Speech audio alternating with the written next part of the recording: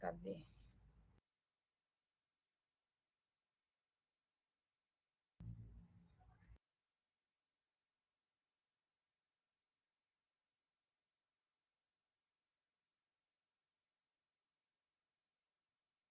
Sí, les voy a decir.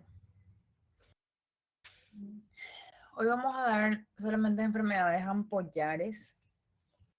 Sí, después, entonces nos van a quedar 3 temas que vamos a dar en las siguientes 2 clases y luego el examen final. ¿Ya hay fecha para el examen final? ¿Sí? ¿No? Espérenme un segundo. Yo creo que ya hay.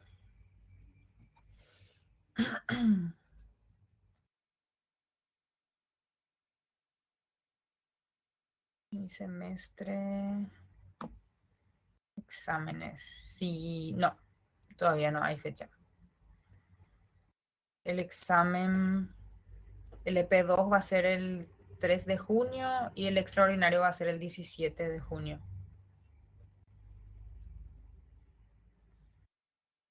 Igualmente, yo calculo que el examen final va a ser el primer viernes de julio, más o menos. Y tenemos también nuestro trabajo final, ¿sí? Que va a ser hacer una revisión bibliográfica, pero quiero que presenten en formato de trabajo de investigación, ¿sí? Ahora estamos fines de mayo. Yo este fin de semana les voy a alzar las indicaciones del trabajo final y van a tener un mes para entregar, ¿sí? Hoy vamos a dar enfermedades ampollares, después nos queda eritemato escamosa, enfermedad del colágeno, tumores. Sí, justamente tenemos 3 clases y luego después el examen final. Sí, el primer viernes de julio, ¿verdad? Sí, justamente. Sí, por eso. Hoy damos, el 3 es nuestro parcial, el 10 damos una clase, 2 clases, 3 clases, y el siguiente, el 1 es, va a ser en grupo el trabajo final. Ustedes son 48, ¿verdad? Voy a ver bien los temas y ahí les voy a avisar de cuántos van a ser los grupos, ¿sí? Vamos a hacer grupo de 3 máximo, 2, 3. Vamos a ver. Este fin de semana voy a preparar todo y les voy a subir para que tengan tiempo de entregar. Probablemente van a tener tiempo de entregar hasta la última semana de junio. ¿Ok? Bueno, ahí estamos entonces. Vamos a empezar. Hoy nos toca hablar de esto que está acá en el centro. ¿Cuál es esta lesión? ¿Cuál es esta lesión elemental que tenemos acá en el centro? Una ampolla. Entonces hoy nos toca hablar de las enfermedades ampollares. Acá podemos ver la ampolla, que es la lesión primaria. ¿Qué pasa cuando la ampolla se destecha? Cuando sale el techo de la ampolla, nos queda ¿cómo se llama esto?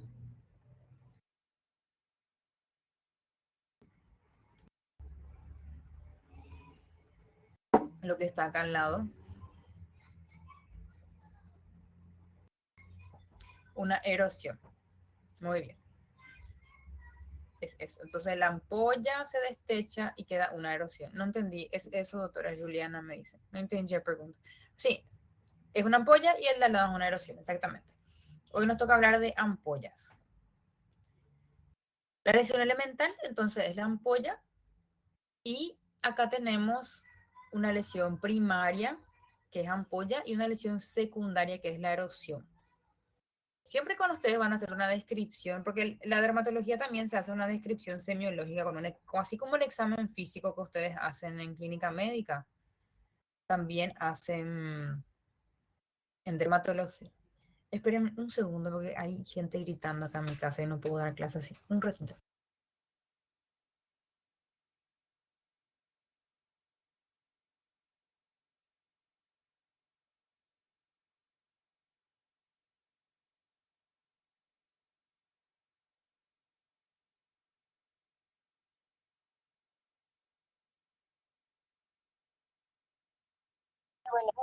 Estamos de vuelta, disculpen. Entonces, siempre que ustedes van a hacer una descripción semiológica en dermatología, hay que empezar por la lesión que apareció primero. ¿Quién vino primero, el huevo o la gallina? ¿Quién vino primero, la ampolla o la erosión? La ampolla. Entonces se describe ampollas. ¿Esta es una ampolla tensa o una ampolla flácida?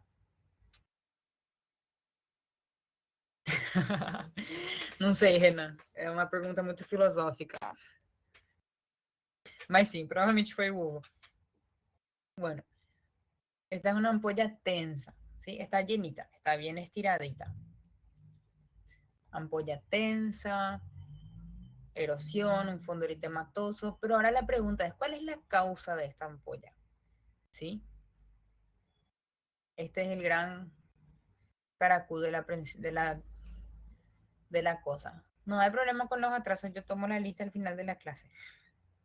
Si quien se queda hasta el final o quien entra al final tiene presente, ¿sí? Bueno, la ampolla, ¿qué origen puede tener? Puede ser una ampolla traumática, ¿sí? Sabemos nosotros, las mujeres principalmente, cuando tenemos un zapato, por ejemplo, que nos roza, se forma una ampolla. Puede ser una ampolla traumática. Inmunológica es una posibilidad. Hay enfermedades autoinmunes que generan ampollas. Infecciosas también.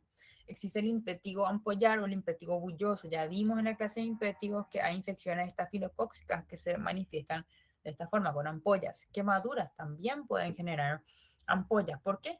Por la vasodilatación que produce exudación, extravasación del líquido hacia la epidermis y separación de los queratinocitos. Entonces, también forman ampollas. Farmacodermias también pueden generar ampollas. Colagenosis, lupus puede generar ampolla también y otras. O sea que existen muchas causas de formación de ampollas. Pero hoy en esta clase nos vamos a centrar en una causa que son las enfermedades ampollosas autoinmunitarias, ¿sí? Entonces, todo lo que es autoinmune es mi sistema de defensa atacando a mi propio cuerpo. Entonces, generalmente tiene la formación de autoanticuerpos contra ciertos componentes de la piel que vamos a ir viendo. Enfermedades ampollosas autoinmunes son un grupo de enfermedades caracterizadas por la presencia de ampollas formadas por un mecanismo inmune. ¿Cómo se clasifican estas enfermedades ampollosas autoinmunes? Según el nivel de formación de ampolla, se clasifican en intraepidérmicas y subepidérmicas o dermoepidérmicas. Vamos a agrandar un poquitito acá.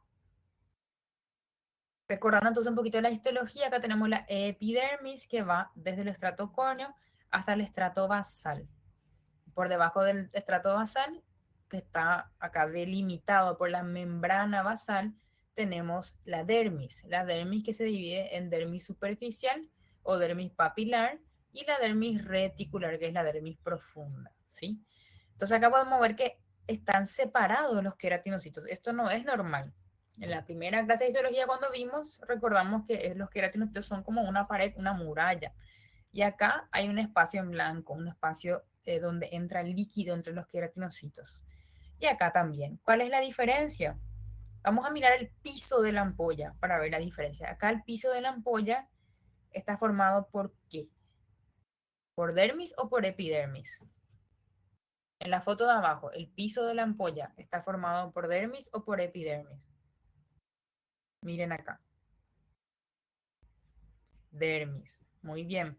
Entonces, todita la epidermis quedó para arriba. Me quiere decir que esta es una ampolla subepidérmica. Quiere decir que está por debajo de la epidermis, ¿sí?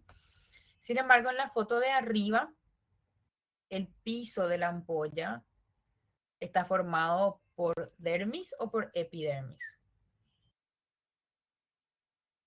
En la foto de arriba. Tenemos epidermis, muy bien, tenemos queratinocitos forrando el piso de la ampolla. Entonces quiere decir que tengo epidermis hacia arriba y tengo epidermis hacia abajo. Entonces quiere decir que mi ampolla está atravesando la mitad de la epidermis. Entonces por eso se llama intraepidérmica, ¿sí?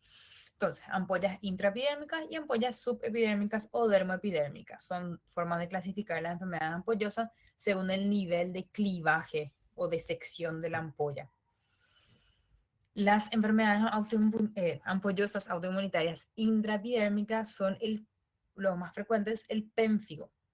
El pénfigo que puede ser de dos formas otra vez, el foliáceo o el vulgar, que se diferencia según nuevamente la localización más específica de la ampolla dentro de la epidermis. Acá tenemos una ampolla que tiene como piso la epidermis y acá tenemos una ampolla que también tiene como piso la epidermis. Pero ¿cuál es la diferencia? En esta de abajo, la ampolla está cerquita de la dermis. Hay poquita epidermis por debajo. Y en esta de arriba, la ampolla está más cerca del estrato córneo que la dermis. Entonces acá tenemos una ampolla más superficial y acá tenemos una ampolla más profunda. Cuando es subcórneo, o sea, una ampolla intraepidérmica subcórnea, estamos hablando de un pénfigo de tipo foliáceo o de variedad foliácea. Y cuando la ampolla está por encima de la membrana basal, o sea, suprabasal, estamos hablando de un pénfigo vulgar.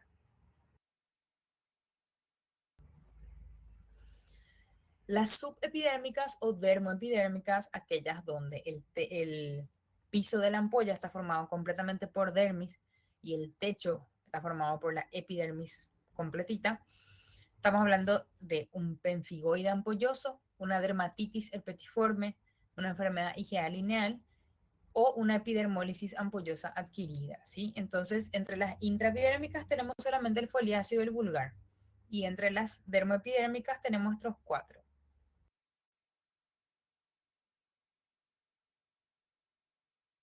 En el pénfigo hay ampollas intraepidérmicas formadas por autoanticuerpos IgG dirigidas contra los desmosomas, produciéndose la separación de los queratinocitos, o sea, acantólisis. ¿Se recuerdan del primer parcial, la primera clase que hablamos de la histología normal de la piel, que los queratinocitos están unidos por, ¿cómo se llaman los componentes que unen a los queratinocitos? Que funcionan como cemento intercelular en la epidermis.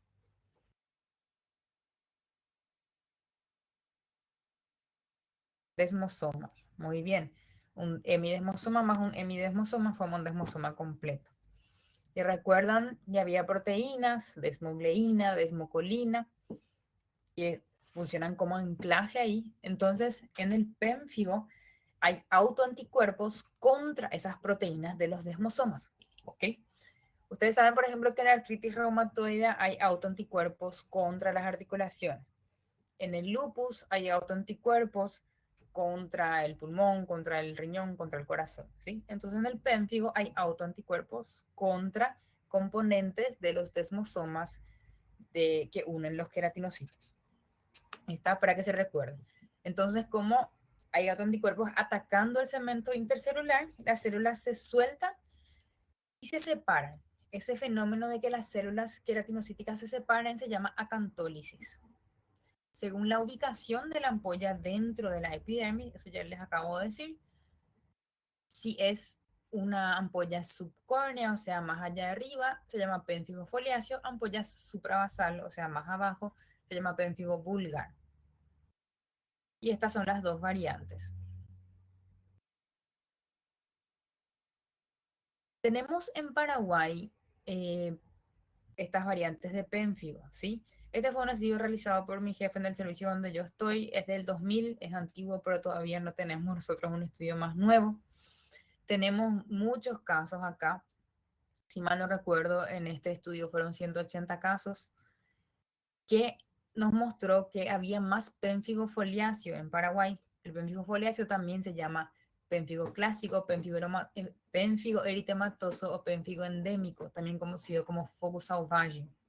Es 86% de los casos. El pénfigo vulgar, que también se llama vegetante, 14%, y los demás en menor porcentaje. ¿Alguien acá ya escuchó hablar del fogo salvaje?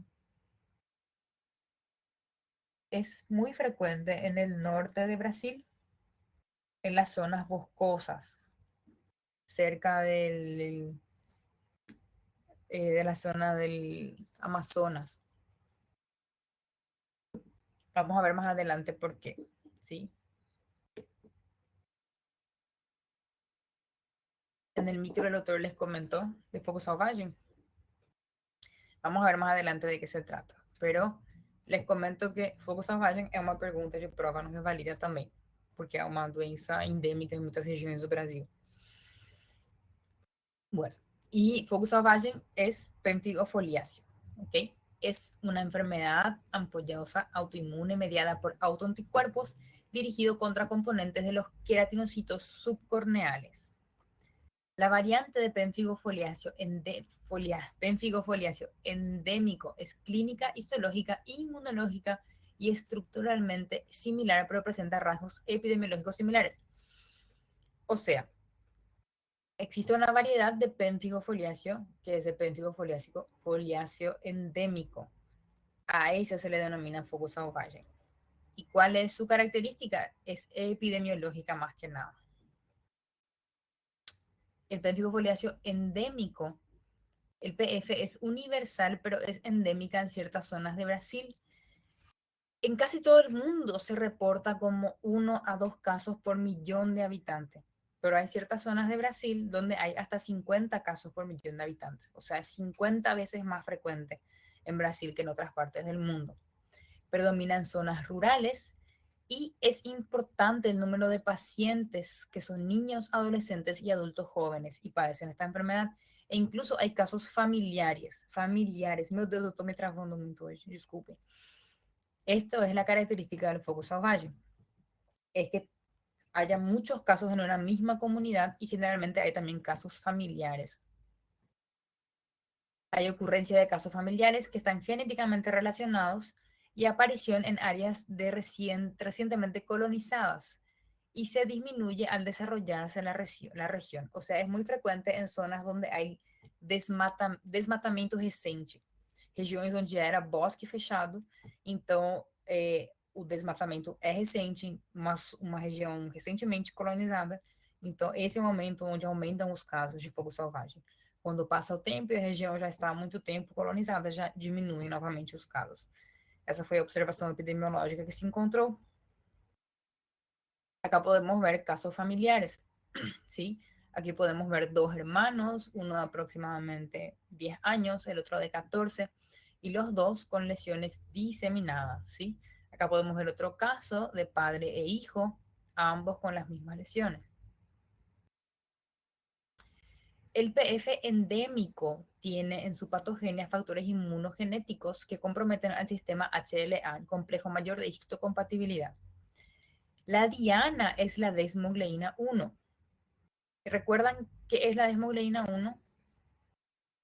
Van a ir a leer en el librito ya en la primera clase.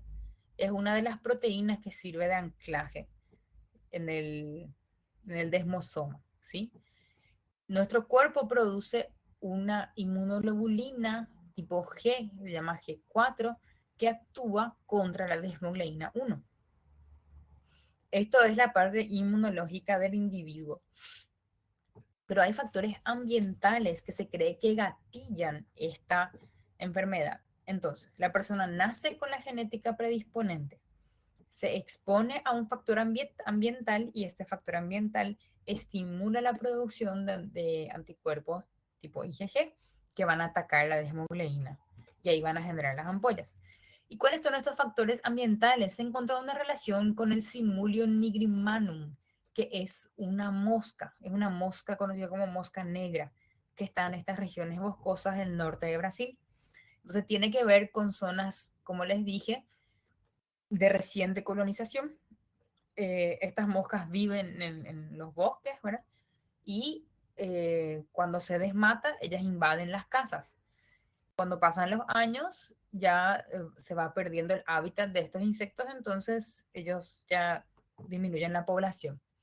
Pero tiene que ver entonces con esta mosca, con zonas recientemente colonizadas, con zonas de cursos hídricos, sabemos que donde hay agua siempre hay más moscas, zonas lluviosas, con clima subtropical y también tiene relación con la pobreza, ¿verdad?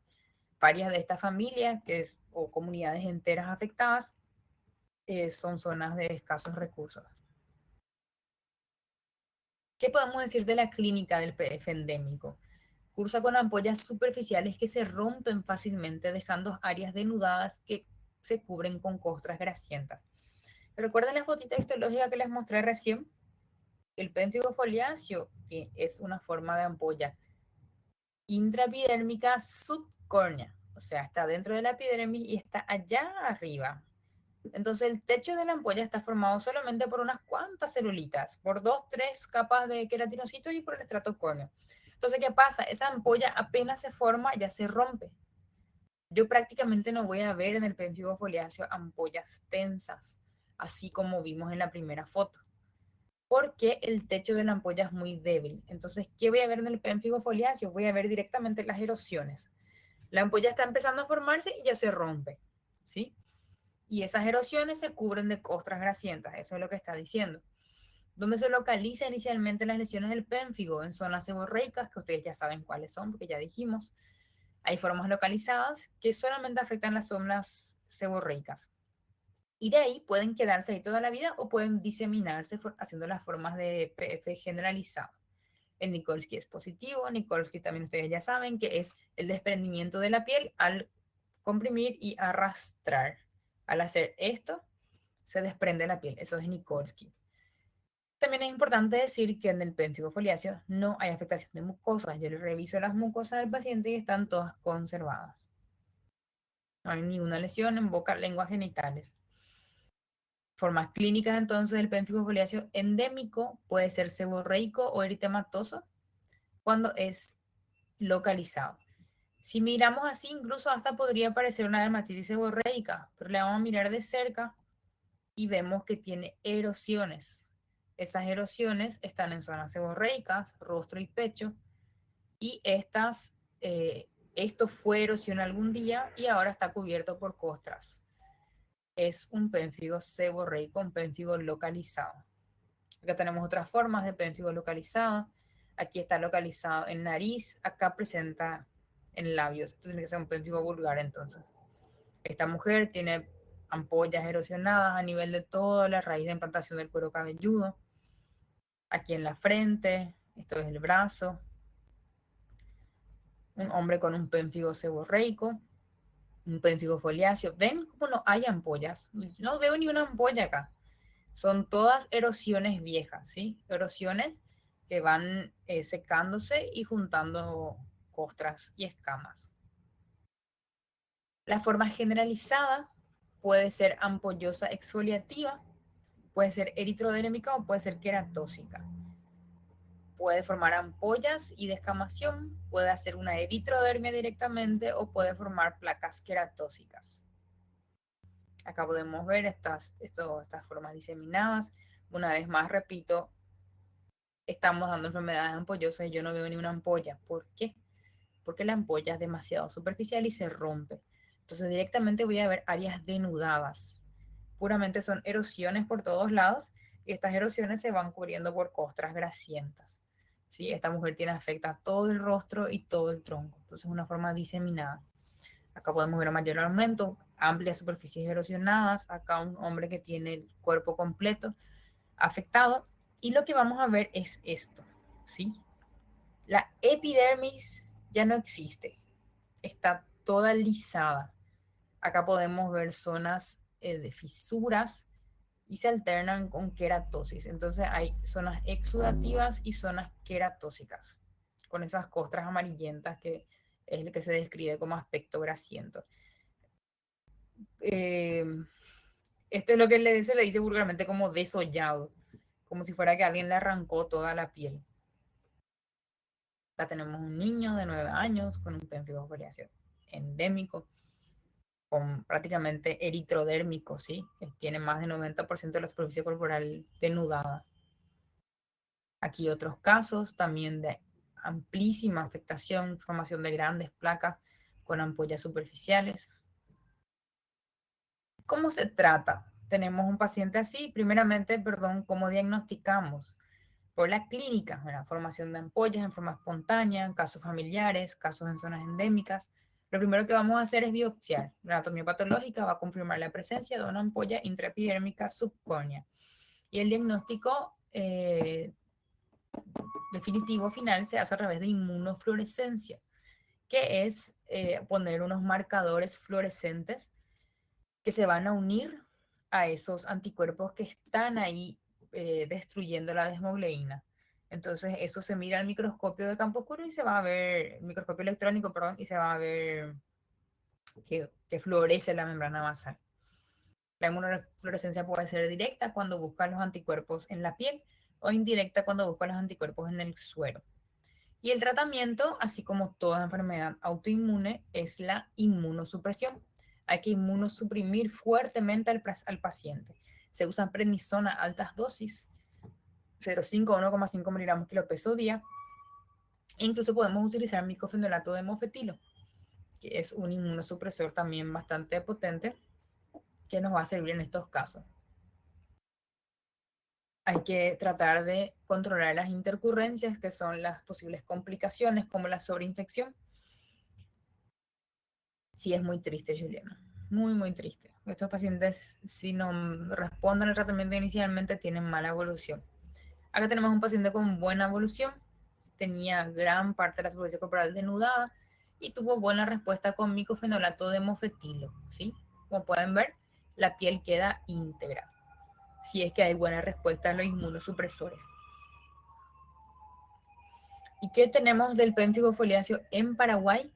En Paraguay el pénfigo foliáceo también es la forma predominante de pénfigo, así como en Brasil. Se viene incluso en los últimos años reduciendo de a poco la cantidad de pénfigo foliáceo, pero todavía hay muchos. Aparecen adultos de edad media, generalmente entre los 30 y 40 años. La mayoría de los casos proceden de zonas rurales. Y en Paraguay tenemos más formas generalizadas que formas localizadas. Disculpen.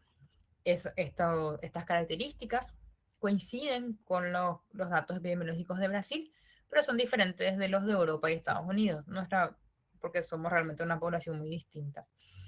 De ahí se ve la importancia del factor ambiental. Se cree mucho que realmente hay gatillantes ambientales para estas enfermedades. Ya cerramos entonces ahí el pénfigo foliáceo. Ahora vamos a empezar a hablar del pénfigo vulgar. El pénfigo vulgar también es una enfermedad ampollar autoinmune que se caracteriza por la formación de ampollas intraepidérmicas. Pero ¿cuál es la diferencia? Mis ampollas están un poquitito más hacia abajo, están allá cerca de la membrana basal. Entonces son ampollas supravasales. Recuerden que dije que el pénfigo foliáceo no afectaba mucosas. Acá todo lo contrario. En el vulgar, 60% de los casos inician mucosa oral. Esta afectación produce erosiones, costras, vegetaciones, cialorrea y mucho dolor. El paciente no consigue ni siquiera alimentarse. Puede afectar también otras mucosas como faringe, laringe, esófago, genitales y conjuntiva. Entonces, esto es el pénfigo vulgar. Esta puede ser la primera manifestación de pénfigo vulgar. Erosiones en labios.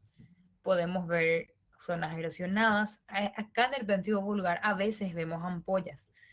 Recuerden que les dije que en el foliáceo nunca voy a ver ampolla. ¿Por qué? Porque la ampolla es demasiado fina. Acá, sin embargo, el techo de la ampolla es un poquito más grueso. Entonces, a veces se observan ampollas, pero nunca ampollas tensas íntegras, ¿sí? Entonces, por acá podríamos ver acá hay una ampollita íntegra. Acá ya es una erosión y acá es una costra que cubre lo que fue antes una erosión. Lo que pasa es que tiene también afectaciones dentro de la mucosa de la lengua. Miren acá, toda la cara lateral de la lengua está afecta, los labios, y esto es muy doloroso. Otro paciente que tiene afectación de la mucosa conjuntival y vocal, este es un niño también, y acá un adulto. Este paciente falleció, fue paciente de mi jefe, un pénfigo vulgar muy severo, tenía una afectación muy extensa, toda la piel más los genitales, las mucosas, y no responde a la corticoterapia y fallece. Este pénfigo vulgar inicia, como dijimos, entonces la mayoría de los casos con lesiones en mucosa oral y 3 a 5 meses después aparecen las lesiones en la piel, lesiones cutáneas. La ampolla es de contenido claro, luego se puede volver turbio. El Nikolsky es positivo, o sea, al arrastrar se desprende la piel. Al romperse estas ampollas deja áreas denudadas, cubiertas por costras hemorrágicas y dolor fétido. Afectan cuero cabelludo, cara, tronco, axilas, ingle y pueden ser localizadas o diseminadas y siempre son dolorosas. Y al curar dejan una hiperpigmentación postinflamatoria, es el menor de los problemas. Entonces acá podemos ver como sí quedan, acá sí podemos ver ampollas, porque repito, el techo es más grueso. Aparte de ampollas, vemos lesión en la mucosa oral y vemos también esta formación de placas queratóxicas. Una mujer con un pénfigo vulgar, afectación y también de áreas seborreicas. Este caso, por ejemplo, se parece mucho a un caso que vimos recién en pénfigo foliáceo, ¿verdad? Entonces, ¿cuál es la diferenciación? Tengo afectación de mucosa oral. Por tener afectación de mucosa oral ya directamente es vulgar. Aparte de la mucosa oral, también se puede afectar la mucosa genital. Este, por ejemplo, es un caso de pénfigo vulgar diseminado. Afectación de mucosa vulvar, miembros inferiores, tronco, mucosa conjuntival, oral y también cuero cabelludo. Acá pueden ver cómo es más marcada la zona de la erosión. No es tan difuso como el foliáceo. El pénfigo vulgar en su variedad vegetante representa 1 o 2% de los casos. ¿Y por qué se llama así? Porque las ampollas van seguidas de granulaciones hipertróficas o de vegetaciones. Predomina el pénfigo vulgar en pliegues, boca y genitales. Entonces, por eso se llama vegetante, porque al curar dejan estas placas vegetantes hipertróficas, como así el labio, viste cómo adquiere un aspecto engrosado. Pero esto después del tratamiento con corticoterapia y inmunosupresión puede volver a un estado casi normal, a pesar de dejar una zona hiperpigmentada, o sea, esa mancha marrón. ¿Cómo se diagnostica el pénfigo vulgar? Pues parecido al pénfigo foliáceo. Si las placas marrones, la hiperpigmentación, puede desaparecer con el tiempo. La hiperpigmentación postinflamatoria es como un bronceado, dura el mismo tiempo que un bronceado.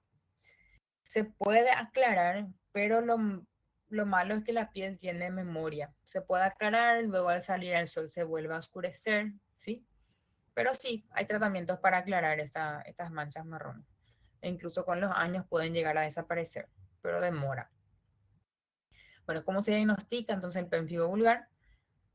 Clínicamente se sospecha, luego se confirma con la biopsia, anatomía patológica que observa la ampolla intraepidérmica supravasal, la inmunofluorescencia directa dirigida contra la inmunoglobulina G me va a dar en la fotografía una imagen en panal de abeja por la forma como está distribuida esta inmunoglobulina en la epidermis. También se puede hacer inmunofluorescencia indirecta que se hace en la sangre y hay otros procedimientos como administración de anticuerpos dirigidos contra desmogleína 13, ¿verdad? Que no hacemos aquí. El tratamiento, también como toda enfermedad autoinmunitaria, es con corticoides. Cortisona, 1 a 2 miligramos kilo peso día. Acá también podemos utilizar azatioprina. Y en calcios recalcitrantes, o sea, casos que vuelven y vuelven y vuelven a empeorar a pesar de la corticoterapia, podemos utilizar inmunosupresores más agresivos, como pulsos de metilprednisolona, ciclofosfamida, plasmaféresis, gamma globulina, ciclosporina, micofenolato de mofetilo e incluso llegamos a utilizar tratamientos biológicos como rituximab. Sí, o sea, una enfermedad que puede llegar a ser muy severa y requiere tratamientos inmunosupresores agresivos. Debido muchas veces a estos tratamientos inmunosupresores agresivos, hay complicaciones e intercurrencias. Entonces hay que prevenirlas. Hay que usar protector gástrico para prevenir las úlceras que genera la medicación, un suplemento de vitamina D, perdón, calcio, porque saben que el corticoide produce reabsorción de calcio óseo, y uso de antibiótico profiláctico cuando requiera. Prevención de infecciones más que nada. Ahí podemos ver paciente con pénfigo vulgar que inicia así y posteriormente inicia tratamiento con corticoides un ratito y podemos ver cómo él ya adquiere un aspecto cushingoide. Ustedes saben que el corticoide, cuando es utilizado a largo plazo, ya tiene un efecto colateral que se llama síndrome de Cushing medicamentoso, que es lo que está haciendo este pacientito, ¿sí? Y a pesar de estar lleno de corticoides, le siguen saliendo las ampollas. Quiere decir que requiere un tratamiento más fuerte. Esta paciente, sin embargo, respondió muy bien a la terapia con corticoides. Ella tenía todas estas lesiones, recibió los corticoides, mejoró muchísimo, pero también ya tiene este rostro de aspecto cushingoide infiltrado. Quedan las máculas, las manchas hiperpigmentadas, y esto, como decimos, con el tiempo puede ir desapareciendo. Pero realmente a estos pacientes muchas veces no les importa mucho porque esa mancha marrón, por lo menos, o sea, es mucho menos peor que esto, ¿verdad? Entonces no suelen quejarse mucho de las manchas, porque quiere decir que ya se curó ya. ¿Cuál es el pronóstico de los pacientes con pénfigo en general? La mortalidad era muy alta. Antes de los corticoides, 73% de los pacientes con pénfigo morían. De ahí vemos la importancia de la barrera cutánea para el mantenimiento de la vida, ¿verdad? Sin piel, nosotros simplemente no podemos vivir. Y estos pacientes, como vieron, hay pacientes que tenían prácticamente toda la superficie corporal denudada, erosionada. Entonces la barrera cutánea se pierde por completo. 7 de cada 10 pacientes morían antes de que existan los corticoides. Con los corticoides, igual seguían muriendo casi 3 de cada 10 pacientes. Y hoy día que tenemos múltiples tratamientos, toda esa lista grande que les cité, igualmente muere 1 de cada 10 pacientes. O sea, es una enfermedad complicada. ¿Cuáles son las causas de muerte? Muchas veces las causas de muerte son complicaciones de la terapéutica, porque sin piel no puede vivir. Entonces le atacamos con muchísimos inmunosupresores, pero esos inmunosupresores tienen también sus efectos colaterales, infecciones, embolias y otras complicaciones que pueden derivar en la muerte. En el pénfigo vulgar, los autoanticuerpos pueden atravesar la placenta y producir erupciones ampollosas transitorias en el recién nacido. Esto para tener en cuenta también que si nace con ampollas un bebé de una mujer embarazada con pénfigo, puede ser solamente por la acción residual de los anticuerpos y no necesariamente que el bebé tenga también la enfermedad. Hay otras formas de pénfigo que no vamos a detallar mucho. El pénfigo por medicamentos, el pénfigo paraneoplásico y el pénfigo por IgA, que eso van a leer en el librito, pero no vamos a detallar mucho ahora. Ya hablamos de los pénfigos. Ahora vamos a hablar de los pénfigoides. ¿Sí? Los pénfigoides son los que tienen la formación de ampolla por debajo, que son las ampollas subepidérmicas, ¿sí? Tenemos el pénfigoide ampolloso, el pénfigoide del embarazo y el pénfigoide cicatricial. El pénfigoide ampolloso está formado por ampollas grandes y tensas. Esta palabra es clave. Las ampollas enteritas, así lindas, como vimos en la foto de la primera diapositiva, solamente se van a ver en los pénfigoides ampollosos. ¿Sí? Acuérdense que en el pénfigo vulgar y en el foliáceo la ampolla se rompe fácilmente. Entonces, ampollas grandes y tensas sobre piel normal o eritematosa. Estas ampollas pueden ser localizadas o generalizadas, a veces pican y el Nikolsky suele ser negativo, porque la lesión es muy profunda. Hay pocos pacientes con lesiones orales y la mayoría de los pacientes con esta afección son ancianos. Se plantea su relación con enfermedades neoplásicas. Entonces acá podemos ver, estas ampollas tensas son clásicas del pénfigoide. Paciente anciano con afectación con erosión en más de 90% de la superficie corporal. Y acá podemos ver las características de ampollas tensas y las lesiones en mucosa oral. ¿Cómo se diagnostica el pénfigoide ampolloso? También anatomía patológica, que va a observar una ampolla subepidérmica, y esto es característico de los eosinófilos en el pénfigoide ampolloso. La inmunofluorescencia directa va a detectar IgG y complemento a la membrana basal, y la inmunofluorescencia indirecta IgG antimembrana basal. Tratamiento como lo demás también, todo se trata con prednisona. Hay que inmunosuprimir. Entonces ustedes, si llegan a ver esto, si no son especialistas, saben que le tienen que dar prednisona y enviarle a un especialista en dermatología, ¿sí? También se usan otros inmunosupresores y en este caso se puede utilizar las sulfonas, la dapsona, ¿sí? Y por lo general el pénfigoide tiene un curso más benigno que el pénfigo. O sea, el pronóstico no es tan malo como el pénfigo. Otros tipos de pénfigoide, tenemos el pénfigoide del embarazo, también conocido como herpes gestacional, que aparece entre el segundo o tercer trimestre del embarazo, puede aparecer incluso 1 o 2 meses después del parto y puede reactivarse con la menstruación, el uso de anticonceptivos orales, los embarazos posteriores. También puede afectar al feto, así como el pénfigo, los anticuerpos pueden atravesar la placenta y generar ampollas en el feto. Entonces, este es el pénfigoide o herpes gestacional, aparición de ampollas tensas que pueden ser localizadas o diseminadas. La dermatitis herpetiforme está relacionada a la enfermedad celíaca, ¿sí? Es la formación de pápulas o vesículas muy pruriginosas que parece mucho el herpes, porque hay una base eritematosa y hay vesículas agrupadas, pero generalmente son vesículas mayores que la del herpes. Pueden aparecer en cualquier parte del cuerpo, pero es más frecuente en miembros superiores, en áreas extensoras. Puede aparecer en miembros superiores y también inferiores, rodillas, codos y glúteos. Evoluciona por brotes, que quiere decir que a veces el paciente se llena de ampollas y a veces se limpia, puede afectar mucosas también, y hay mucha importancia del consumo de gluten, o sea, se dan pacientes que son celíacos y se desencadena cada vez que hay consumo de gluten. No, no hay virus herpes, por eso es, digamos, mal llamado herpes gestacional. En realidad es pemfigoide gestacional, pero como se forman ampollas, algún día alguien le llamó herpes y se quedó con ese nombre. Herpes-like o herpetiforme. Bueno, después está la dermatitis herpetiforme. Bueno, perdón, seguimos hablando de la dermatitis herpetiforme, que es la que está relacionada a la enfermedad celíaca. ¿Cómo se diagnostica la dermatitis herpetiforme? También con la biopsia. O sea que vemos esta clase de ampolla y sí hay que biopsiar para hacer el diagnóstico correcto.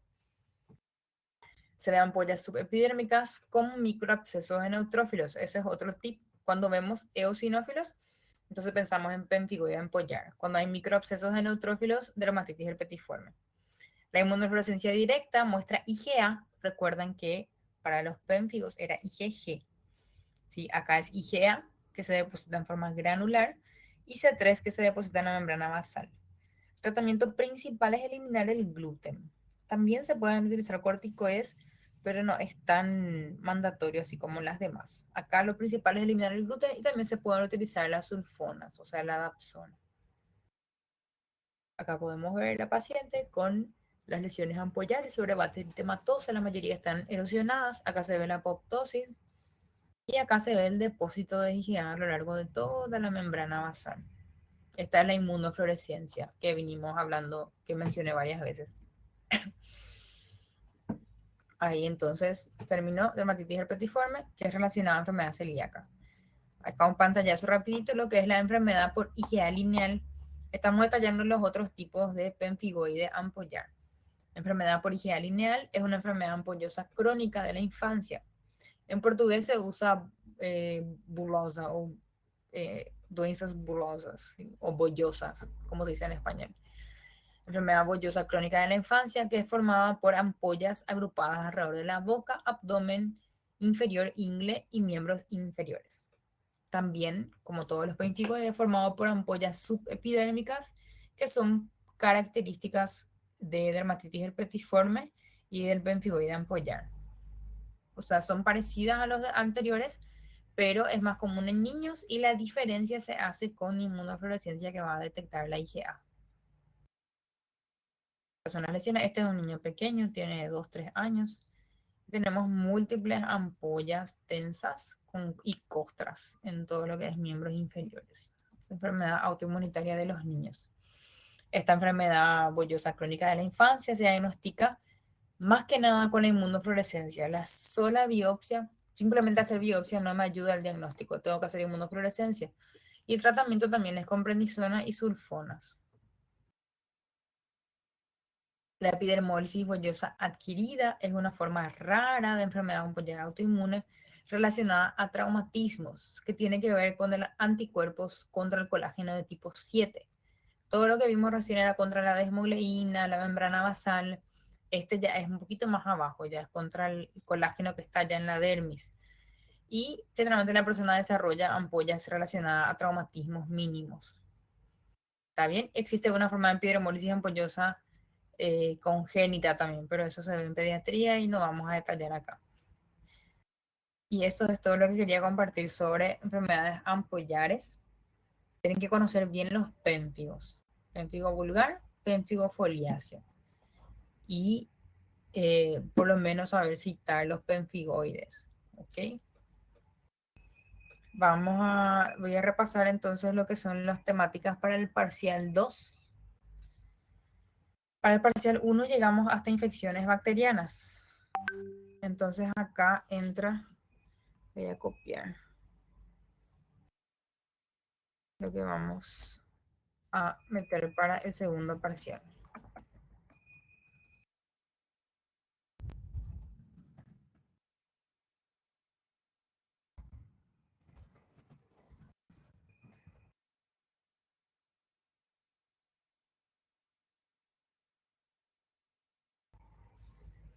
Capítulo 6, sífilis. Capítulo 1.2, terapéutica dermatológica, que era para el primer parcial, pero quedó para el segundo. Fue el... Ay, droga. Espera ahí que envié mal. Ay, no se puede desenviar, ¿verdad? No. Espera ahí.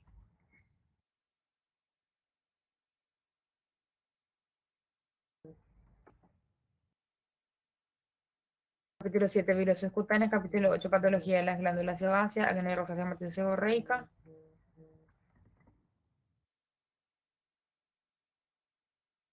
Capítulo 9, eczema. Capítulo 10, farmacodermia. Capítulo 11, lo que no entra. No entra afecciones eritematosa escamosas, porque se vamos a dar después. Y enfermedades ampollares. Ahí está.